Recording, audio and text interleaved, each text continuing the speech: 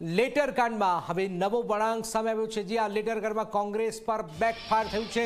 Letter કાંડમાં Bharatsinh સોલંકીના પત્ની પણ કૂદી પડ્યા છે। રેશમા પટેલ ભરતસિંહ સોલંકીએ પાટીદાર કાર્ડ ખેલ્યું છે।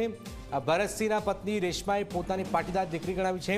ભરતસિંહે મારી ઇજ્જત ખરાબ કરી, મને પણ ન્યાય અપાવો, રેશમાએ આ વાત કરી છે। રેશમા કોંગ્રેસના કદ્દાવર નેતા ભરતસિંહ સોલંકીના પત્ની છે। ભરતસિંહના પત્ની પોતે પણ ન્યાય માગી રહ્યા છે। હું પણ પાટીદારની દીકરી છું, મને પણ ન્યાય આપો। ભરતસિંહે મારી ઇજ્જત ઉછાળી ત્યારે કોંગ્રેસના નેતાઓ ક્યાં હતા? મને કોંગ્રેસના નેતાઓએ કેમ ન્યાય ન અપાવ્યો? મેં કોંગ્રેસના નેતાઓ પાસે ન્યાયની ભીખ માગી હતી। સમાધિ દીકરીના સ્વાભિમાનની કોંગ્રેસના નેતાઓને પડી નહોતી। કોંગ્રેસના પાટીદાર નેતાઓએ અભિમાન વાલું કર્યું છે। ભરતસિંહ દમણ આચરે ત્યારે મૌન કેમ? ભરતસિંહે મારી ઇજ્જત ખરાબ કરી ત્યારે પરેશભાઈ ક્યાં હતા? ભરતસિંહે મારી ઇજ્જત ખરાબ કરી ત્યારે પ્રતાપભાઈ ક્યાં હતા? ભરતસિંહે મારી ઇજ્જત ખરાબ કરી ત્યારે જેનીબેન ક્યાં હતા? મને આશા છે કે પરેશભાઈ પણ મને ન્યાય અપાવશે। પાટીદારની દીકરી ન્યાયની ભીખ માગી રહી છે। 24 કલાકની અંદર હું રાજકમલ ચોક પર આવીશ, રેશમા પટેલે આ વાત પણ કરી છે। હું પણ પાટીદારની દીકરી છું। પરેશભાઈ, પ્રતાપભાઈ, વિરજીભાઈ ઠુમર, જેનીબેન,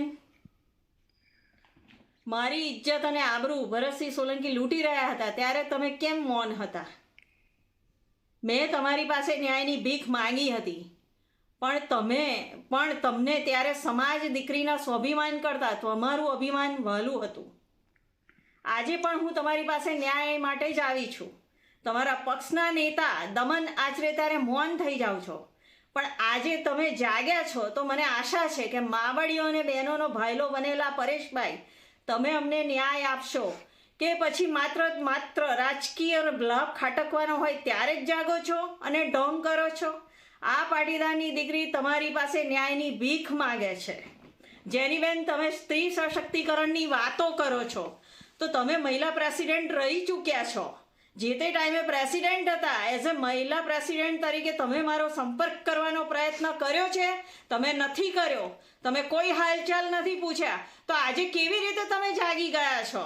એનો જવાબ મને આપો। હું 24 કલાકની અંદર અમરેલીમાં રાજકમલ ચોકમાં પહોંચું।